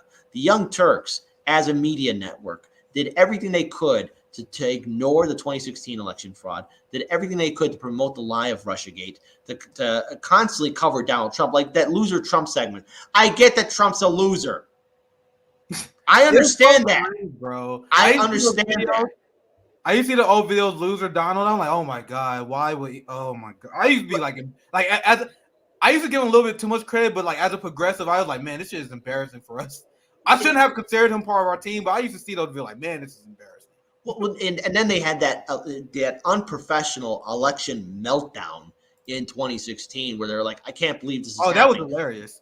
Yeah. I mean, at the one hand, it was, of course, it's funny, Yeah. but on the other hand, too, you guys are supposed to be professionals, and you're bitching at the goddamn election and saying this is, it's everyone's fault, and oh, here comes fascism. Oh, they're going to come into our studio. No, Donald Trump and his fantastic friends are never going to come into your studio, Janky. All right, you are not that special. You're a mediocre hack fraud who, again, lives in Los Angeles, and yet you took the Katzenberg cash and turned a blind eye to the fact that Katzenberg, this was like a few months ago. Jeffrey Katzenberg had a chance to have a little special meeting with the mayor and the mayor's aides in Los Angeles, as well as city council members, to talk about a resolution to do something about the poor people living in the streets of LA. Just kick them out of the parks, kick them out everywhere, out of sight, out of mind. Do you see Anna's take on policing? Yes, Bruh. I did. Bruh. And I'm like, and people wow. wonder why we call them out. And people wonder why I call these progressives out. They are dangerous to us, guys. They are dangerous. Oh, yeah. And then, of course, Anna Kasparian smearing Aaron Mate and Glenn Greenwald and Max Blumenthal. Mind you, again, I want to say this. Those three are award-winning journalists. And not to mention how they smeared and tried to go after Jimmy Dore, which, mind you, all four of those individuals and the entire team at Gray Zone and Mint Press News have every right, the Jimmy Dore show included, have every right to be angry and get retribution towards TYT for how they went after their characters and smeared them as horrible individuals. That right there fully convinced me that there's no hope was ever kind of building any kind of thing with TYT. They have their narrative, they have their Katzenberg cash, and they're willing to signal out to anyone from corporate media or the Democratic Party that they will play ball. They're good little puppets. And now Cenk Uygur tweeting out this stuff like, oh, if the election was done now, Trump would beat against Biden. Well, no, duh, Cenk. Like, you're so late to the game. And then he had the audacity to yell at Fox News saying, oh, Fox News, you promoted the war in Iraq. Yeah, we know that. But so did everyone else in corporate media. And then you had Cenk Uygur many years later in 2010 saying, down goes Gaddafi. Down goes Gaddafi. And here comes slavery. Yeah, whoop-de fucking do. So I seen the video when Jimmy was having his beef with Cenk. He was making an argument how Cenk is pro-war. And I remember he tweeted out a video I'd never seen before. Maybe I should Twitter search it so we can watch it. But it is quite literally insane. Now, I didn't see it at the time, but it was a debate that Jimmy had with honestly the entire TYT panel, and they all was arguing for regime change in Syria. It was like, how do they retain like their credibility after that? Like, that's so crazy to me. I didn't know that happened until they had a little beef, and then Jimmy posted. I'm like, bruh, how could this be their coverage and people still take them seriously? It was so crazy. It was so crazy. Well, the thing is, I think we played like some snippets of that conversation that Jimmy was having against Cenk and a few others who were promoting. I have to pull it up for the show notes, but we did talk. Hold on, let me. I might have to check it on YouTube. Like, if you can find it, you can put it. If you find it, you can put it in the private chat. And we can watch that because it was unbelievable. I want to take a crack at this though. I see a very funny comment. I show these comments because I want to show you guys how to deal with this shit. All right. So this is from Sky Queen. Hope you subscribe. Please subscribe, Sky Queen. She probably not after this. Sky Queen. So it said Nick seems somewhat intelligent. Is he actually promoting socialism? You all can move to a socialist country if that's what you want. Go ahead. I would love to. Easy peasy. Who wants a ticket? Now, to answer your question, you goddamn right I'm promoting socialism. Socialism with a giant S. Like a giant S. Because I think we can do better. Sky Queen wants the means of production to be controlled by the capitalists whose only job is to siphon wealth of your labor value. So you're goddamn right I'm a socialist. Because I believe we can do better because I'm not a bootlicker. In order to be a capitalist, for one, unless you're rich, Sky Queen, there's a good chance that you're not a capitalist. 90% of people are not capitalists. You're an exploited worker. Capitalists are people who invest. They're the management class. So one, you're not even a capitalist. You're an exploited worker who you got Stockholm syndrome. Well, I don't know your background, but as a black man, why the fuck would I be a capitalist knowing that they exploit and steal our wealth? Why would I do that? I know for a fucking fact because my ancestors lived this way. The indigenous people lived this way. South Americans lived this way before they was colonized. We lived in a Marxist, socialist, communist way. Because we know that if the power is in our hands, society will be better off. We will have shit like healthcare. Because instead of the ruling class deciding that we can die without healthcare, we will decide we have healthcare. Instead of workers being exploited, we will control the means of production. So you're goddamn right. I'm a socialist because I'm not a bootlicker. If you're a capitalist, at the end of the day, you are a bootlicker, especially if you're a worker, because you are okay with them having 100% say of business decisions, the directions of the country, and how much you get paid. I don't think that is. I don't think that is. I don't think that should be. And the same hypocrisy, like you see the same people like, oh my God, you're against socialism. Dead silent. Dead silent when you see government getting a ton of money to corporate bailouts. That's capitalism, guys. Capitalism, you get a ton of money siphoned from the working class fed to the rich. So you goddamn right. I promote socialism because I'm intelligent. If you're a worker making minimum wage, and I'm sorry, but if you're making like minimum wage and you get exploited by a capitalist and you go around like, I don't like socialism, you're about as dumb as it gets. I'm sorry. You're over here getting exploited, but you side with the capitalist. Do you know how stupid that is? Sorry. That's how you address that. Anyway, can you find it? Yes, I did. I actually put it in the private chat. It's a link actually from our good friends, the Jimmy Dore Show. Right, let's it's where well, anyways, you'll see it because if you scroll down, I haven't seen it in a while. I haven't seen it since he tweeted out, but this is so crazy. I've seen this clip a while ago. Let's watch it for you guys who haven't seen it. Since we're talking about TYT and their pro-war politics, which is by default like Mike Figueredo, David Doe, since they had their back. So sorry, let me fix my audio and then we play the clip. Let me fix it here. Curious, Jimmy, that you might agree with that. Like that this doesn't accomplish much, and hence what's the point? But does that mean that if it did accomplish more, you'd be in favor of it, or no? Like, No. So you're against it under all circumstances? So under all circumstances, I'm against it because it's just more war and there's no reason to it. Certainly not the reason they're giving us. I have a hard time believing that Barack Obama gives a shit about the civilians in Syria. I really don't think he cares. And because if he did care, if that was really the litmus test of innocent people, why aren't we bombing North Korea? Why aren't we bombing? Because we can. And isn't that fair? Look, I'm going to take you guys on that. Okay, because so we can't bomb Russia if Russia uses chemical weapons because we don't want to start World War III. You're right. Absolutely. Yeah. Right. Okay, but why don't we take the low-lying fruit? Okay, like send a message wherever we practically can. So North Korea, I'd love to decapitate all the leaders in North Korea and set that country free. But we might lose South Korea and millions of people. We can't do it, right? And if we can do it in Syria and help some people, well, okay, that's a good place to start. Well, the reason why you can't selectively enforce the law is because it breeds disrespect and contempt for the law. So if you're trying to uphold international law selectively, you're doing the exact opposite. You're undermining international law because we illegally invaded Iraq and a million people were killed, displaced other millions, countless. How many thousands of innocent people were killed in that? That was an illegal war. We lied about it. If nobody kept us in check, somehow we have to still keep other people in check. I said it yesterday, you can't have Tony Soprano giving out parking tickets. It doesn't fucking work. Yeah, but I don't know why Israel flipped on it, but they did. So is that part of our decision making? Have you been paying attention to American politics? Of course it's part of our decision making. But I don't view that as nefarious. I view that as like, I don't know, like if you're Israel, Assad is never going to harm you. And so the fact that they're now saying we should attack Assad, I don't think that's a bad thing. What an asshole. Dude, what a fucking asshole. I told you, I almost wanted to watch it again because it's been a long time since I've seen it. But that is about as unhinged and insane as you can hear when you hear people talk about foreign policy. And what's interesting to me, Cenk in his orbit swears to God that Jimmy Dore is a right winger, but who sounds like the unhinged, insane right winger right there?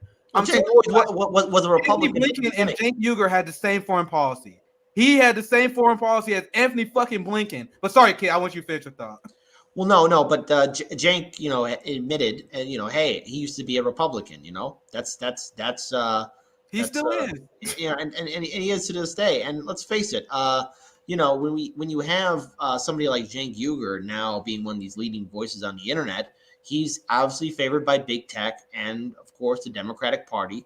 But I find it funny now, the same progressives that he helped promote, like AOC and Ilhan Omar and Bernie Sanders, they don't even go on his fucking show anymore because he's no longer really that relevant. They used him for what he was. And then when he ran in the Democratic Party, The Democratic Party just did a campaign that destroyed him, sunk him at this point, and he's somebody that doesn't even understand the real issues that are happening overseas and here domestically, because he has tunnel vision. He's focused on only building up the Democratic Party and not reforming it. He's not on board with any of these real changes that he says. He's a liar, a fraud, and somebody who likes to smear people. And he wants all the attention on himself. TYT had the potential to be a news network that did speak truth to power, but at the end of the day, they became what they were quote unquote fighting against. But that's what they always wanted to be. They wanted to sit on the mountaintop, all the while ignoring the rest of us. And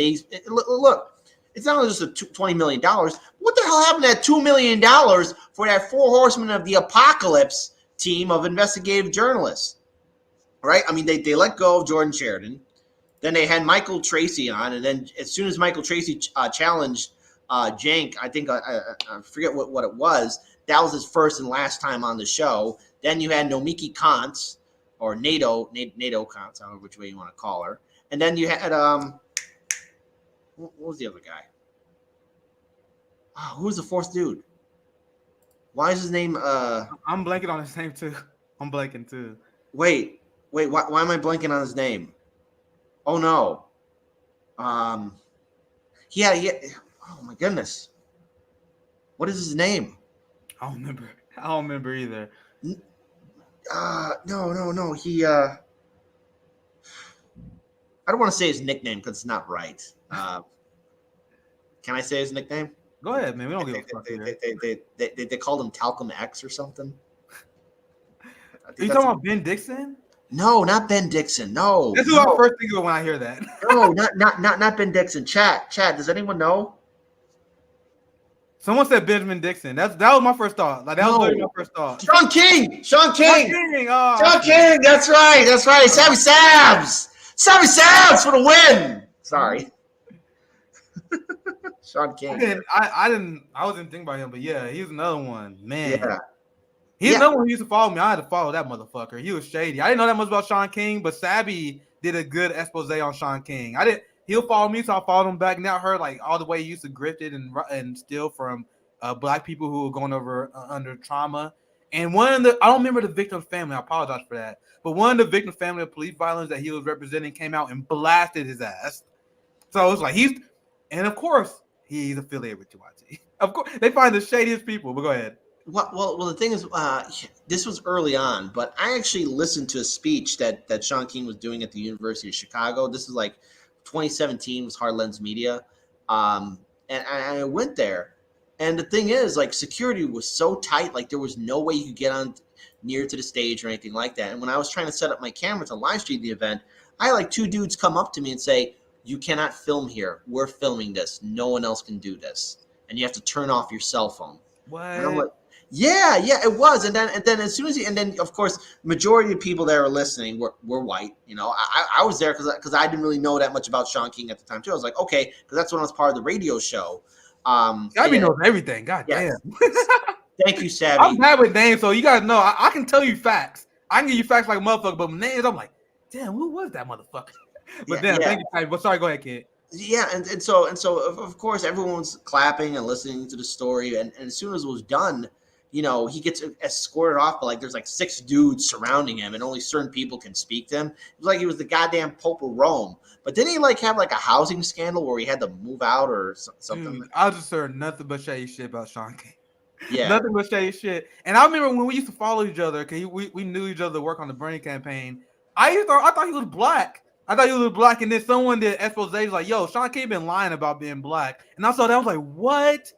What? And for one, I told you guys, I don't know that much about him. It was just kind of like we knew each other from the Bernie campaign. But then apparently he's like lying about being black, stealing from black people's families. So of course he gets the invitation on TYT. Of course. Super shady. But he didn't do anything on TYT. That's why I know. Like, whatever happened to that $2 million?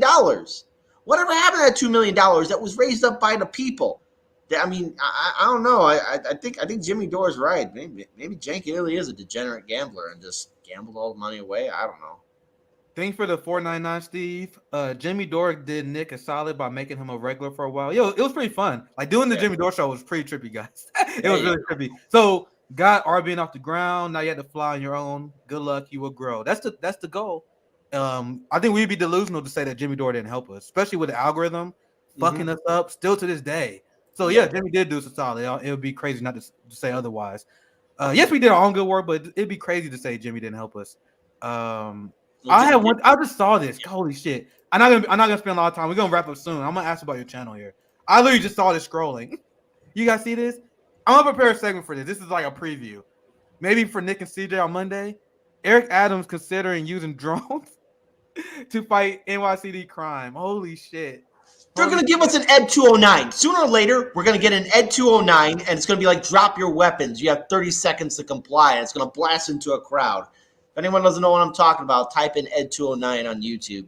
You'll see what I'm talking about very soon. This is so crazy. I just saw this scrolling. I didn't have this prepared. I just saw this. I had to bring this to your attention because we're going to hold Eric Adams' feet to the fire. This dude is so terrifying. Mayor Eric Adams is mulling a mini army of drones to fight the surging crime. There's no surging crime. There's no I do this segment Monday. I didn't have this plan, but holy shit, it about to take me a long time to debunk this article. By the way, the quick thing I'm gonna say: there's no surging crime. How is the crime rate determined? The crime rate is determined when the police mark a check mark. So if the police underreport, the crime rate will go down. If the police over-report, the crime rate goes up. God damn, there's so many people who don't even know the basics about policing. Sorry, we get into that maybe on Monday. I want to ask you, because we about to wrap up here soon. You can share your thoughts on that, but I want to ask you about your channel, because I definitely want to make sure people know what's going on. Because we've been lucky over this 1 year. They haven't really fucked with us that much, but we know it's coming. And we had meetings where we talk like we maybe spend on Rockfin, Twitch, have an email list, because we know they come after us. And I seen them fuck with Harlan's media so much. And now, do you want to share the detail to our audience? Like, what did YouTube do to you this last time? It's so crazy. All right, so this was our 6th strike, and we're going to be making changes on how we do the show and when we go live. For those of you who don't know, we started off on the streets. It was a Galaxy S7 cell phone, the streets of Chicago. We had a lot of people, including some activists as well, people who thought they knew better, telling me and Daniel that we had no business. We would always be the guys on the outside looking in. I know you're running short on time, but I just got to get this story out here. No, it's all good. Take your time, man. People always dismissed us and said that we would never accomplish anything, that what we're doing was just a dream and that we should stop. We didn't listen to those people. We kept going forward. We got onto a radio station. Then we got on 2 radio stations. Then we got on public television. We had a TV show for 3 fucking seasons. Then we made the bold move to jump onto YouTube, and our channel grew. Our first studio was Daniel's old apartment. And then we got our own studio space, and now we got this spot. And the thing is, we have a team of individuals here at the 99 Perspective Studio, and there's a lot of work that we're doing. And that's one of the reasons why we're doing the show a little bit earlier now, because of this recent strike that YouTube hit us, because there's so much that we have to take care of, because Harlan's media, at this point, it's a ship that's heading to port, but it's heavily damaged by the 6 strikes that we got. The recent live stream that was taken down, I was talking about the Hunter Biden laptop. Now, the thing is, YouTube's algorithm thought that I said that Biden was not president and I was disputing the 2020 election. That's the second video that YouTube said that I was making that statement. Pause. Even if you said it, who gives a fuck? And you guys see how fucked up? Even if you did say, I don't think Biden won, I don't think how is that something worth taking your channel down for? So people not allowed to question this fucking sham of a democracy? If you don't think Biden should be president, you should be allowed to say that.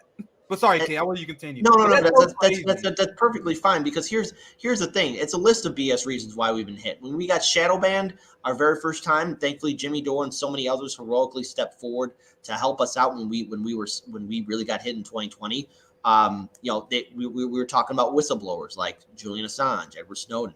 The second time we got hit, we got it was because we were talking about COVID. The third time we got hit, it was a story from late 2020 where Kira was covering a story on the scandal with Pornhub, and YouTube was saying that there was pornographic images there and sensitive material. She was reading a report from different articles. The fourth time we got hit, CNN, YouTube was saying I was giving medical misinformation because I was talking about how CNN was smearing Joe Rogan, even though I wasn't saying anything about any kind of medicine whatsoever. Fifth time we got hit, the video was taken down, but it was basically just me live streaming from my home about how Jimmy Dore was correct on the failure of the Justice Democrats. And that video had, I think, either 3,000 or 5,000 views on it, and that was gone. And then the sixth time, as I said, YouTube was then saying that we were not acknowledging the Biden presidency, which all of this, again, 6 times they hit us. So we are looking at expanding further onto Odyssey and Rockfin. We also have a Twitch channel as well.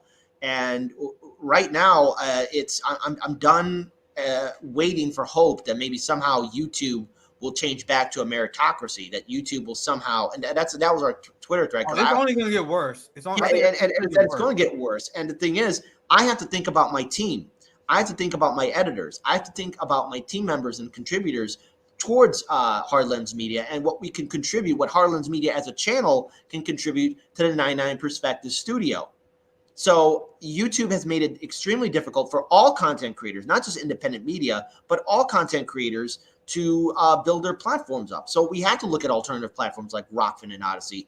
And we're also trying to, we're right now recently got back onto Can TV because we're trying to expand. Look, Hardlands Media, we actually have press passes. So we're acknowledged by the city of Chicago as a media outlet. We are legitimate. And now we're even setting up our own radio station too, because again, we're trying to adapt in these changing times, but YouTube has made it extremely difficult for content creators. And I have a team of people that I have to take care of. And thankfully we have Patreon supporters that help us out. At this point, the Patreons are making sure that I'm able to pay my team members, that I'm able to take care of them. And with YouTube constantly suppressing us, we had somebody of a big channel, and I'm going to keep them anonymous, basically looked me and Daniel in the eye and said, you do realize that if YouTube wasn't putting the brakes on your channel, at the bare minimum, you would be at 250,000 subscribers. Easily. And then this person, and I will not name who they are, explained to us in detail how we should have been at 250K subscribers. 250K. I'm thinking about just what we could do and the amount of resources we would have to actually go back on the field and do individual reporting. I miss that. I want to do that, but obviously I can't get it through YouTube. We're not going to leave YouTube fully, but we're going to change how we do our live streams, and we're going to be investing more onto Rockfin and Odyssey and doing our own thing. And I have to think about my team members. It's just not. It's not a game. We have a small business here, and we want to make sure that our people are taken care of, that we continue to do our show, that we still continue to. Able to cover stories and expand and actually become a real media outlet here in the city of Chicago that speaks truth to power and gives a voice to the voiceless. And YouTube is making that increasingly difficult. Yeah, and it's going to continue to get worse. I think it's going to get worse before it gets better, unfortunately, because there is a coordination between big tech oligarchs and our government. And there was a story that I read and reported on very shortly. It was like a month ago, where the story was like they plan on cracking down even more. And that was a month ago, so that's probably why they fucking with you now. They plan on cracking down more on independent media, and they have to do this because they know their narrative is being shattered. Like they censoring, and YouTube pulled Ukraine on Fire. Like there was a documentary called Ukraine on Fire that completely, if you watch the documentary, it obliterates the talking points of the West. It goes over the Azov Battalion, the Nazi elements, and the corruption in Ukraine. If you watch this documentary, you will know everything the West is saying is a lie. So as a response, YouTube pulled it. So agreed. We gotta find a way to deal with this kind of stuff, man. We really do. By the way, a little bit of a humorous note. I noticed one of the people in the chat, I think her name's Roxanne, I believe, mentioned. I love Roxanne. Yeah, she made a joke. Oh, sorry, kid, no can do. LA is trying to make Kiev our sister city, and the thing is, correction on that. Chicago's sister city in Ukraine is Kiev. And also, if anyone wants to get a little laugh out, Moscow used to be our sister city too. It recently got suspended. So Kiev and Moscow are both the sister cities to Chicago, or Moscow used to be. But there we go. But I'm sending you this link. That's the link to our Studio 99 Perspectives. And if you play that video, that was at our open This house. one, That's our this yeah, one right that's here? yeah, that one right there. Those are our open house. It's a little fun video. All right, let me turn the audio on. 1 second. So let's watch this video and then we can do our final salutations here. Let's do this. Chicago needs a place where the community can go, where talented people can be talented, can grow, can work together, can share videos with each other to do everything that we know can be done.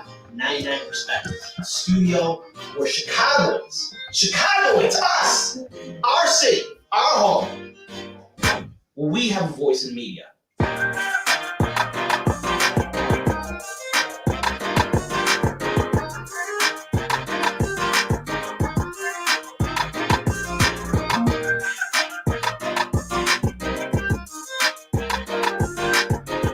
Let's be the nexus of the city. We can do it. Thank you, guys. Chicago. That's great stuff. Great stuff. So I actually, now that I think about it, I have a few friends in Chicago. I might be in Chicago this year. If I'm in Chicago, man, if I'm in Chicago, Come I'm here. hitting the studio up. Come in the studio. If you want to be a special guest host on Heartlands Media, we weren't happy to have you on board. Yeah, I'm thinking maybe late this summer or sometime this fall. I have plans with some friends to hang out with them in Chicago, and I'm like, damn, kids. Now I think about like, oh shit, I should dive into the studio while we're here. That's great stuff. Absolutely. You're more everyone who's part of the Revolutionary Blackout Network is more than welcome to be here in the studio and enjoy real pizza. Not that New York style. Not that New York style. Take that, Fiorella. I need to have real Chicago and New York style pizza because in Kansas City we're known for barbecue here. So whenever I have barbecue somewhere else, I'm like, oh my god, this is an imitation. This is an imitation, right? So we have good pizza here, but I know that it's probably just an imitation. The same way that I'm like kind of a barbecue elitist. I know that even though we had good pizza here, it's not as good as Chicago and New York, where I have not been. Probably gotta get some here soon. Like we gotta stream us having Chicago pizza sometime. But anyway, I'm gonna give you. It's always fun to have these conversations. Like I said, these conversations with you are always fun. It's just fun. So I'll give you last word. Anything else you want to promote? Anything? If there's anything on the topic we talk about, last thought, and then we can wrap up here. Yeah. So first of all, shout out to Revolutionary Blackout Network. I want to see more citizen journalists like yourselves step up. And I've said this on the show. I'm going to be consistent about it. I don't care what part of the country you're in. I want to see more citizen journalists step up. But thing is, what I want to tell everyone is it's not easy doing this thing. And you will deal with a lot of roadblocks, a lot of people yelling at you, a lot of people saying that you can't do it. Do not be discouraged. Look, Heartlands Media was born on the streets of Chicago. And we got here to this wonderful studio space. We are not done yet. However, we need more people. I don't care your background. I don't care, what part of the country you live in. We need citizen journalists because the corporate media will continue to lie. Now, Heartlands Media, we will be, in the next few weeks, we will be changing the time when we go live on our show, and we'll be promoting that on all of our social media. But we are on Rockfin. We are on Odyssey. We're on Twitch. We're on YouTube. Yes, we will still stay on YouTube, but we're going to be changing how we do our live stream shows. We're on Twitter. We're on Instagram. We're on Facebook. We do have a Patreon for Heartlands Media. If you want to go to our website, it's heartlandsmedia.com. It's part of the 99 Perspectives studio. We have another channel called Chicago Corner that's dedicated to covering Chicago politics. And I'm really proud of the team and the audience that we have, and the fact that we are collaborating with so many great content creators like Revolutionary Blackout Network. Shout out to Jimmy Dore. Shout out to Mikasu Casa Network. Shout out to Convo Couch, Frank Analysis, and so many other people that have done great work. And shout out to all the great people who were part of RT America as well. What happened to them was very sad. And So we are building a solid independent network sphere that we serve as a buffer that debunks mainstream propaganda. When I see Heartlands Media, when I see Nico House's show, Fiorella, Mikasa, something like that. I don't know exactly what it's called, but we got Mikasa Network. So we got a lot of great independent networks out here. So I always like to talk to you guys. I always want to have you guys back whenever YouTube fucks you guys up. So I appreciate everyone for watching. I had a few more stories I want to cover, but I may crash JB show tomorrow. We see. I don't know. If JB has plans, I'm not gonna interrupt that. We can save it for the Nick and CJ show. But I may crash JB because I literally got a few stories we didn't get a chance to get into. I may cover it tomorrow. So the point is, we upload every single day. We are a network, so please social love, like, subscribe, and share. And I say this multiple times. I keep saying it. Like even if you have shit-lib friends, conservative friends, I promise you we can flip them. Like we can flip them. Send us our videos. But go ahead, Kit. Go ahead. You know what? There was one thing I wanted to talk to you about too, but maybe we could save that for to be continued for another show. And that is our wonderful mayor here in the city of Chicago named Lori Lightfoot. Oh my gosh! See, look, yeah, we gotta talk about that again because I got a lot to say about. Oh yeah, well, hey, listen. My mayor bragged about having the biggest dick in a bizarre Zoom rant lawsuit claim. So yeah, she actually said that I have the biggest dick in the city of Chicago. Mayor Lori Lightfoot. Are you serious? That's crazy. Oh, no. You know what? Consider this to be a direct challenge, Kit versus Nick. No. But no. Go ahead. No, the story's real. You go on the social media, type in Lori Lightfoot, biggest dick in the room. She said it. A lot of outlets covered it. Wow. In fact, you know what? Wait a minute. Go ahead. Hold on. Before we leave, hold on. Private chat. My friend Worry said it's a whole show in itself. Yeah, it is. It will be. So maybe to be continued. But there's the article is real. There are many articles. Let me pull it up real quick. We'll just read the header on it. But yeah, dude, what? Yeah. Oh yeah. Bragged about having the big. Oh, what? I actually do remember this. I actually deleted this from my brain. I saw this headline and I deleted it. I actually do remember this.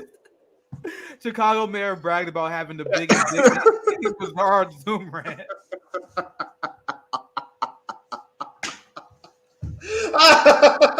Dude, this is a conversation for another day. Yeah, but I would love to talk to you about the oh so fantastic failure that is Mayor Lori Lightfoot. Yeah, we gotta do it here very soon. Thanks for everyone for watching. Help us hit 15K by the first of next month. Thank you guys for watching the SocialistMMA Kit. We sign out. Have a good one, guys.